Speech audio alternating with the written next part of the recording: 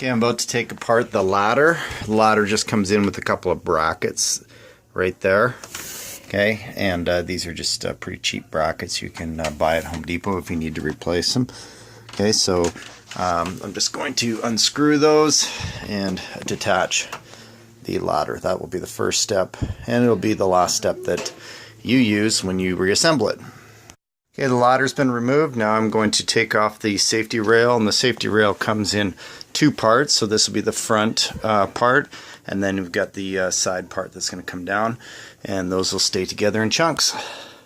There was a single piece of 2x2 here that is now loose after I took off the safety railing. This was served as an extra brace to fill in the gap here, so that you could tack in the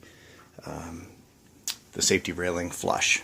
Okay, so that's why there's that one extra piece of wood right there. I'm about to disassemble the shelving unit at the top of the bunk. So it just obviously comes apart in some pretty easy areas. There's some blocking right there that it's attached to, and as you can see, it's just it's an extension that's added on to the end of the at the end of the base pillars.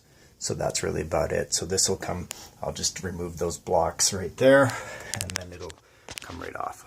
For some of the most important part here, I've got a strip of 1x2 that I've screwed into studs along the wall, and I have the bed tacked to that 1x2, and this is critically important because this is what provides all that stability. You have to make sure that this is tacked in, but it's a pretty simple install. And detached from the wall, now what I have to do is I have to take off this top bar here. This is attached to the bed frame, so this is the face of it. So I'm going to be detaching this part right here. Okay.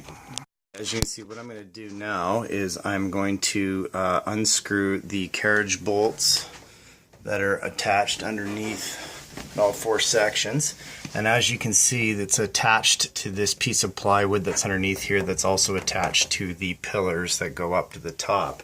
So what I'm going to do is I'm going to first unscrew all of the carriage bolts, and then I'm going to leave them in, and I'm going to take out the screws, and then we will eventually remove this entire section in one piece.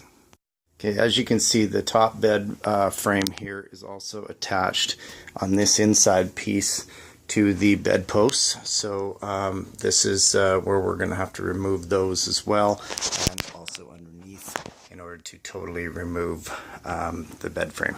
So I've unscrewed the front piece here, but you can see it's just unscrewed on those. They're still screwed into the pillars here. I don't need to remove those because this part here was what was attached to the bed frame. So those are all going to come in one piece. But just keep in mind that these right here are the exact same on the back side, so you have to make sure that you can see they're screwed in right here, and you can leave these ones in, but these ones here have to be detached.